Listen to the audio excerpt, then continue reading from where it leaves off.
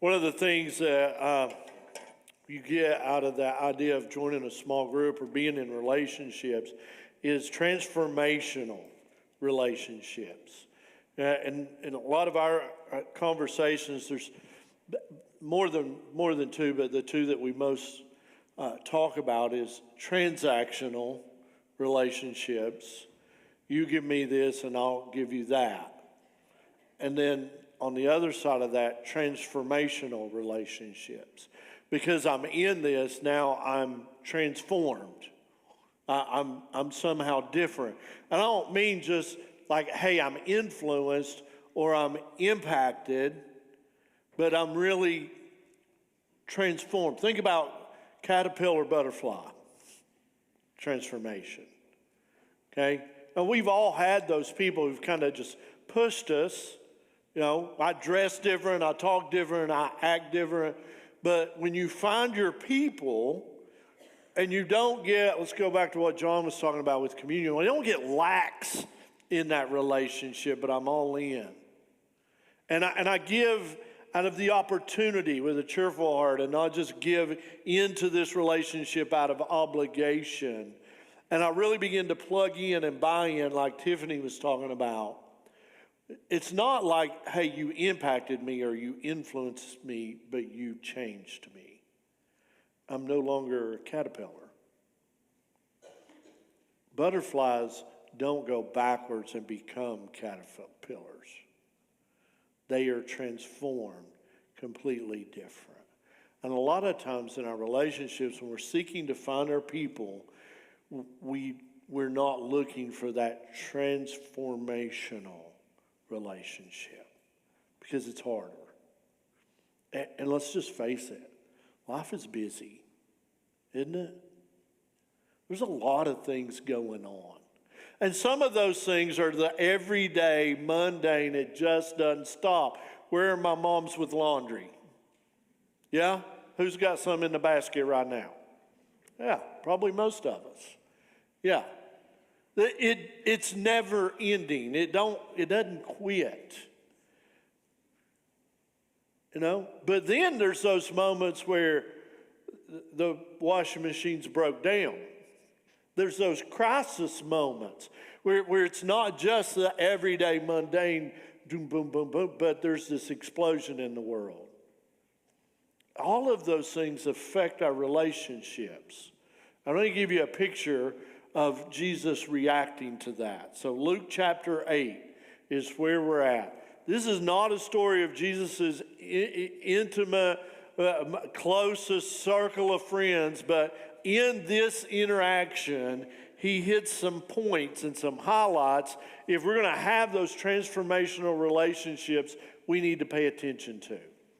It's one of my favorite interactions with Jesus.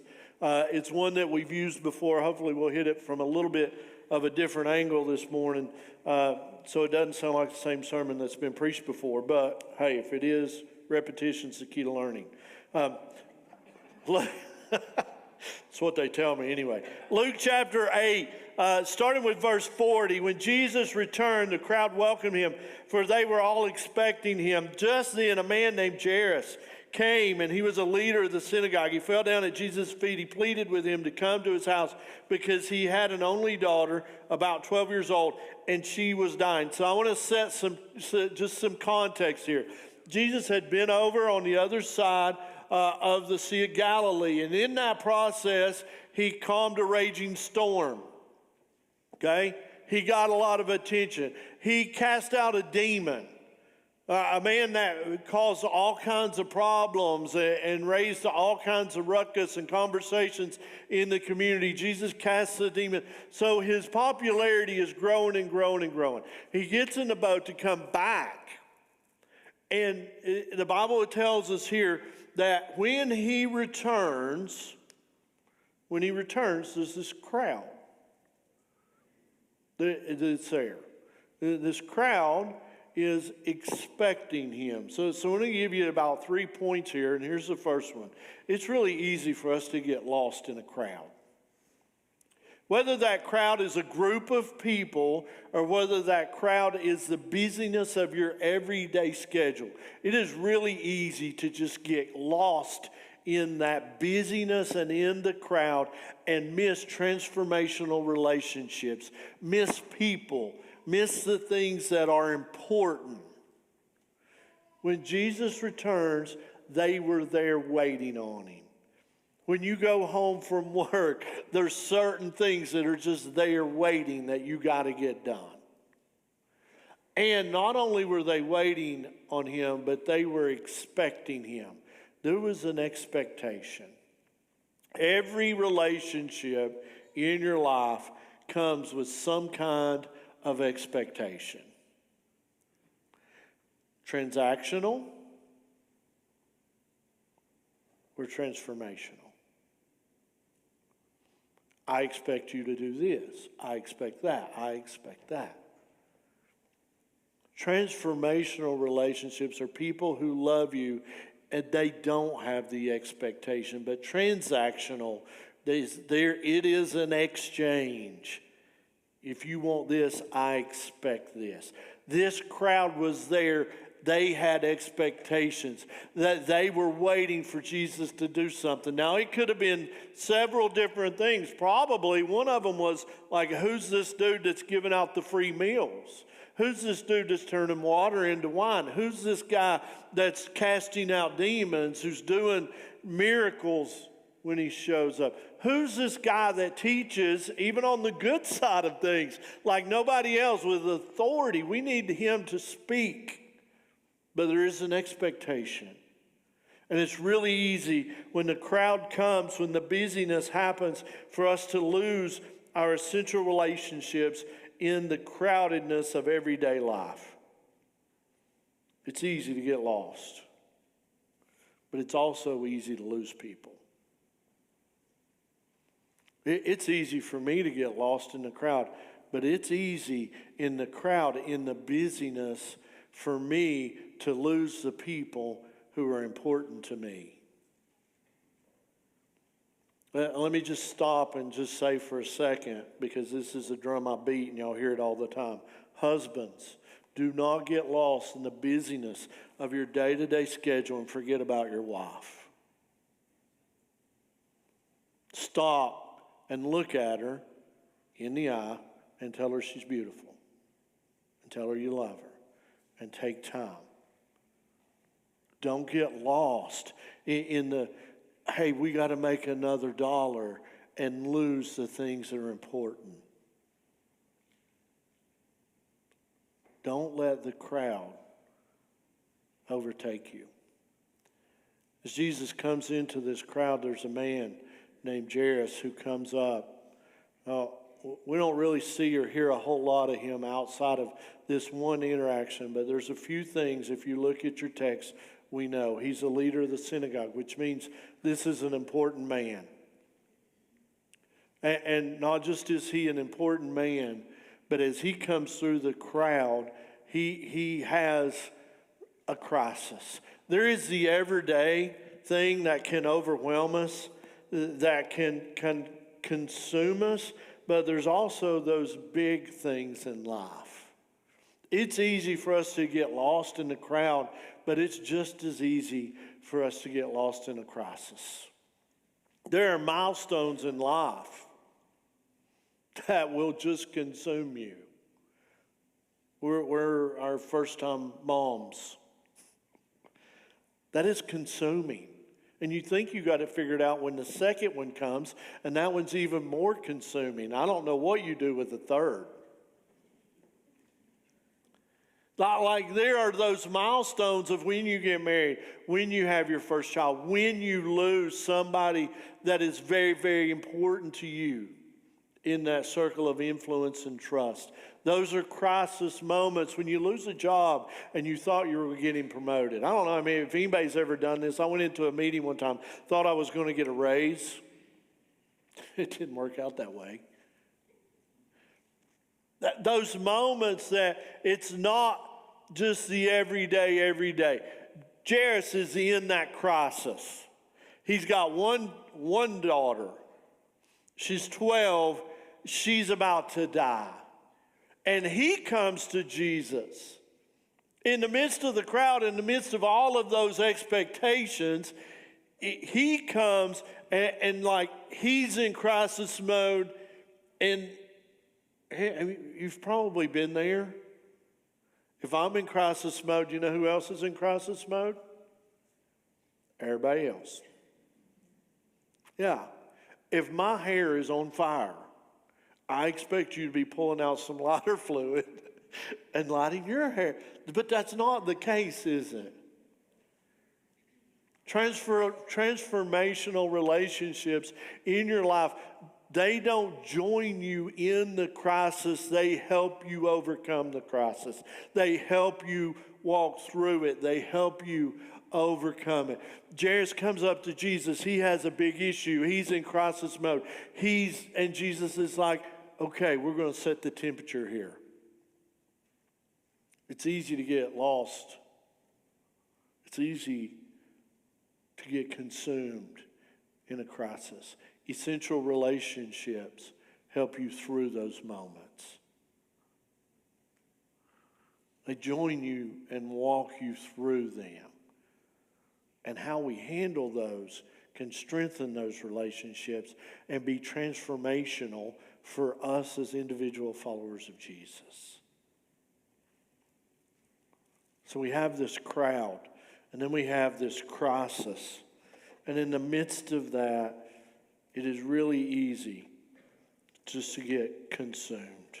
While Jesus was going, in verse 42, it says this, while he was going, the crowds were nearly crushing him. Jesus was on his way to do something very important. That day was chaotic. The crowd was everywhere. It was busy. The area was jammed. There was this massive crisis that comes up. And not just a crisis in situation, but a big personality of an important person that is going to consume him. And in the midst of all of that, you got to figure out what your day is going to look like and how you're going to interact with people. We got to be intentional with our relationships. Jesus didn't allow in this moment, all of that's going on, he didn't allow his environment to control who he was. The outside did not control him. He's still who he is. If you want to find your people, this is very important. You got to be who you are in the crowd and in the crisis. Authentic, real, you. If you're not, then they don't know who they're building a relationship with. If you're a different person every time I talk to you, which one of you is going to be that transformational relationship? We're called to be Jesus in the middle of the crowd, in the middle of the crisis. Right? He's going to be him. The crowd don't overtake him. And because of that, he notices who and what's going on around him, because he asks this question. Not long after that verse, we get this, I think it's verse 45. Yeah, it is. Verse 45, Jesus asks this question, who touched me?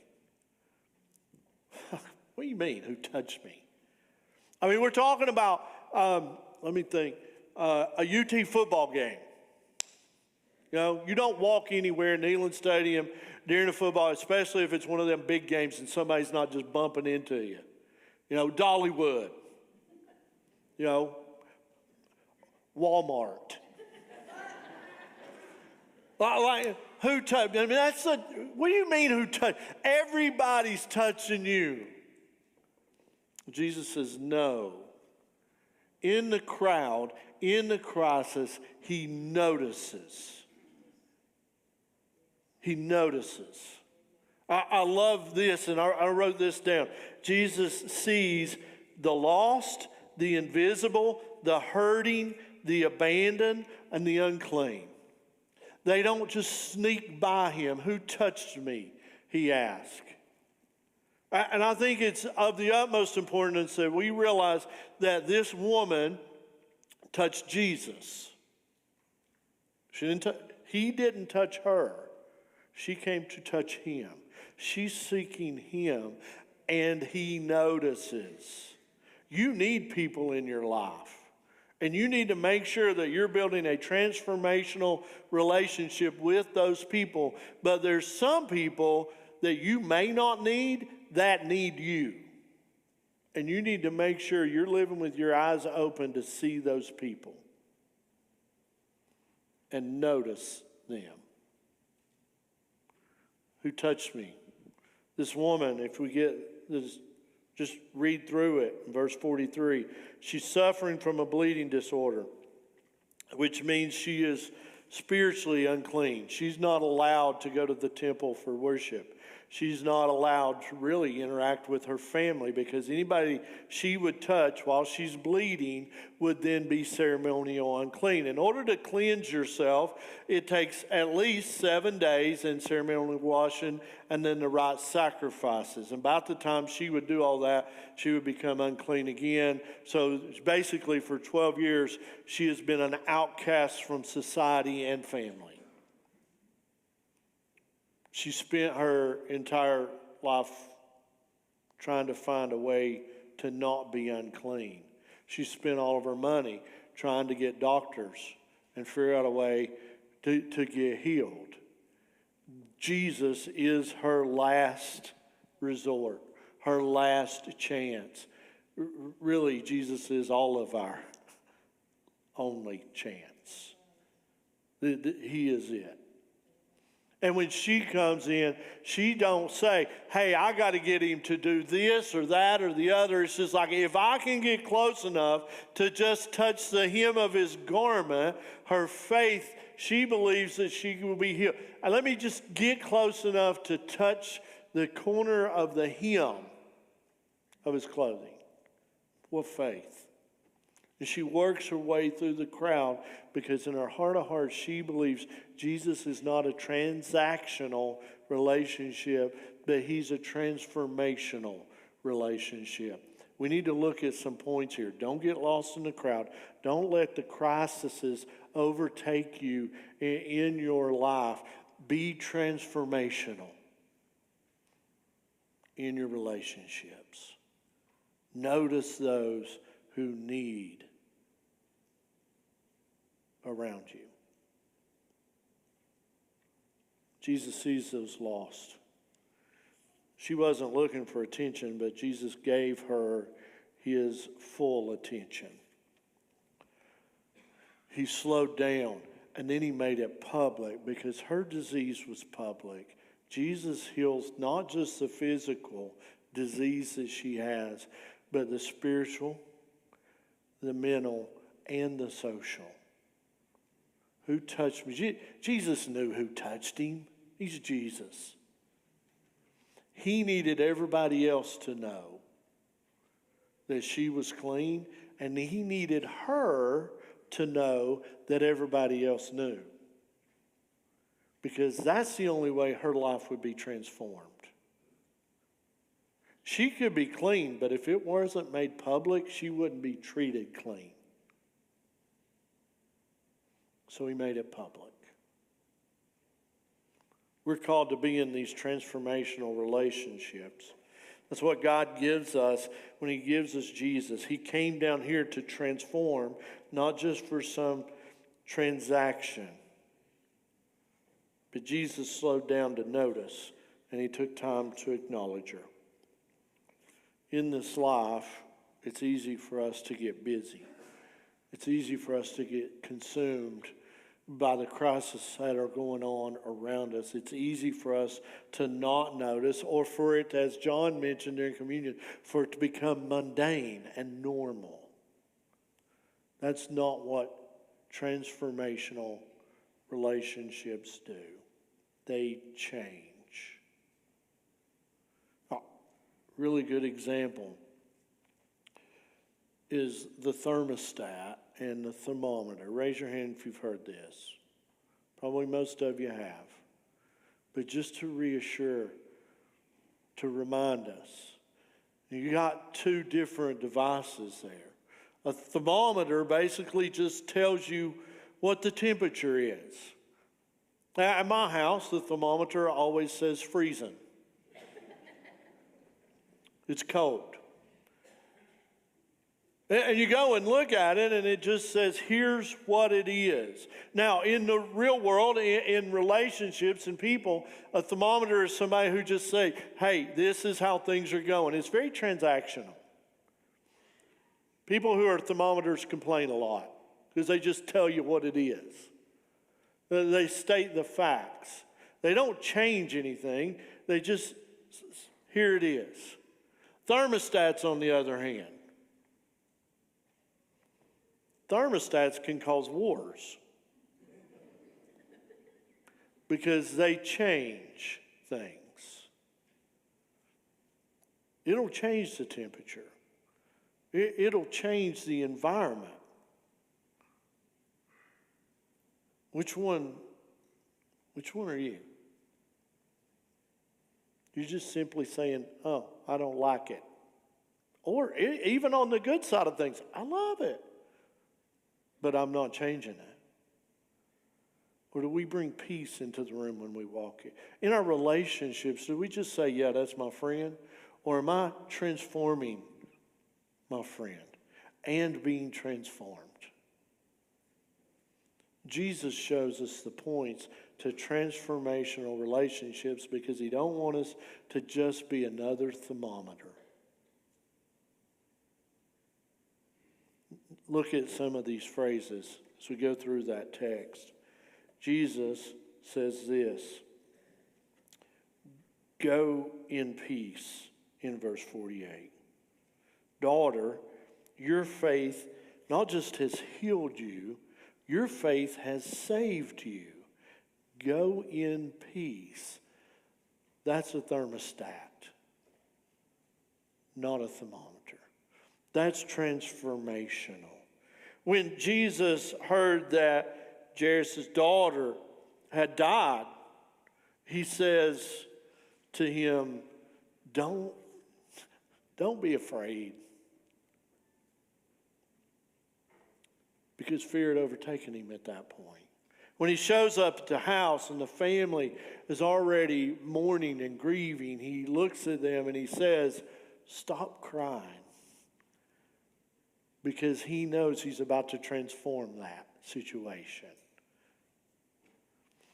When he comes to this little 12-year-old girl, he says, daughter, get up. Jesus is still transformational. If you want to find your people, you need to know that Jesus, who is transformational in your life first, so he can work in you and then work through you. Because that's what he does. And he's still doing that. We sang that song this morning. I love that song. Because I think a lot of times we read God's word, we think about what Jesus did. We don't think about what Jesus is doing. He's still transforming lives. But in order for you to be transformed by him, he has to be the foundation that building your life on. And then once you build that foundation in your life, he becomes the foundation that you build the other relationships on. That's how you find your people. But it starts with whether or not you will utilize him as the foundation for your life. So we want to open up a time of worship, and we want to invite you, if you don't know Jesus as the foundation of your life, that you would surrender to him today. Make a public profession of faith. Maybe you decide, hey, we're going to have a baptism today. And maybe you decide, hey, I want to follow him into the waters of baptism. But today would be the day that you become not just another thermometer, but a thermostat. Change the environment around you. Let's stand and sing together this morning.